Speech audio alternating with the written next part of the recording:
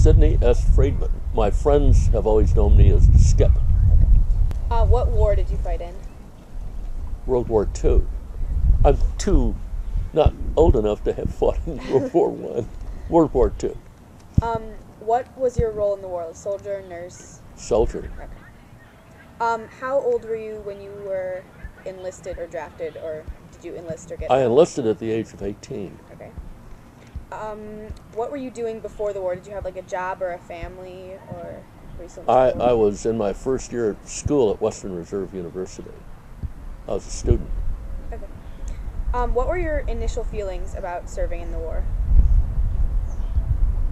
Well, I mean, there was a terrific sense of patriotism in World War II. I mean, it was a really, it's hard to call it a good war, but that's what some historians have called it. It was really tyrannical period of world history. And there was a tremendous support for the war in the United States. Absolutely, yes. What kind of training did you receive? Like, where were you trained? Did you have to learn certain things that you didn't know how to do before? You mean in the service? Yes. Oh, yes. I was headed up with basic infantry training, which was very strenuous, very good training, and it proved to be very worthwhile when we had to use what we learned.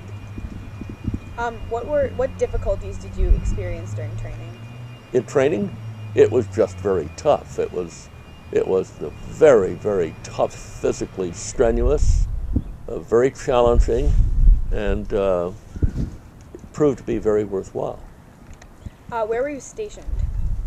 Well, when I first went in the service, I ended up at an infantry camp, Camp Wheeler, Georgia. Was my first setting. And then, from there, the Army sent me to the University of Alabama in a special Army program called ASTP, Army Specialized Training Program.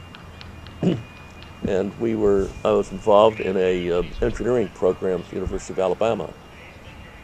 And from there, the Army redelivered us to infantry divisions, because we were sent back to the infantry right before the Battle of Normandy started. We were not in Normandy, but the Army was preparing for a long battle in Europe, and they were getting us ready for that for later that year, 1944. And that's what we ended up doing. We ended up in Europe later in 1944. Was it difficult to adjust to life in a different country?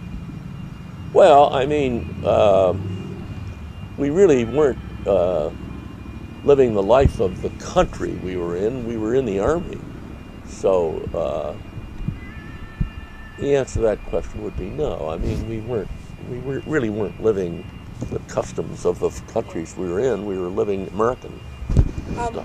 What was your first memory of being overseas? Going overseas.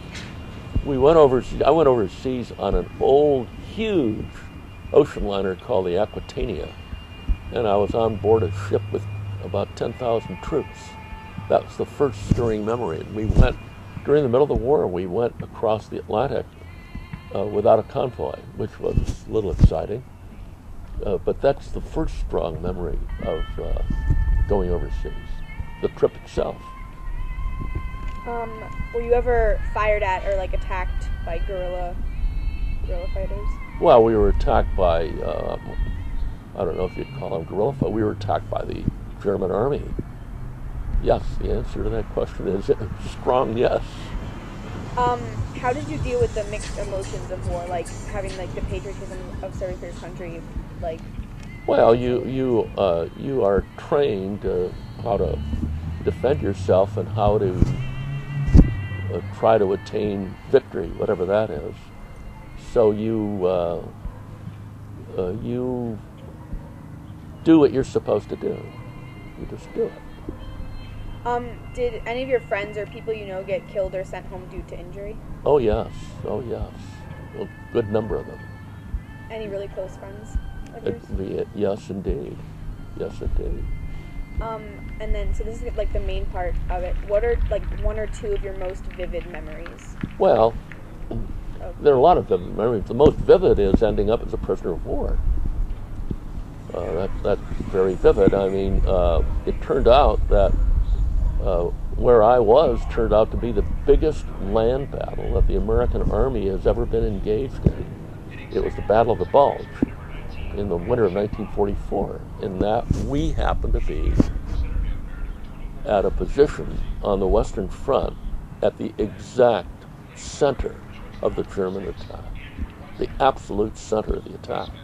So it was a very interesting, very intimidating, very thrilling, very exciting. And fortunately, it ended well, fortunately. But it was very frightening. Do you have any particular memories of being a POW?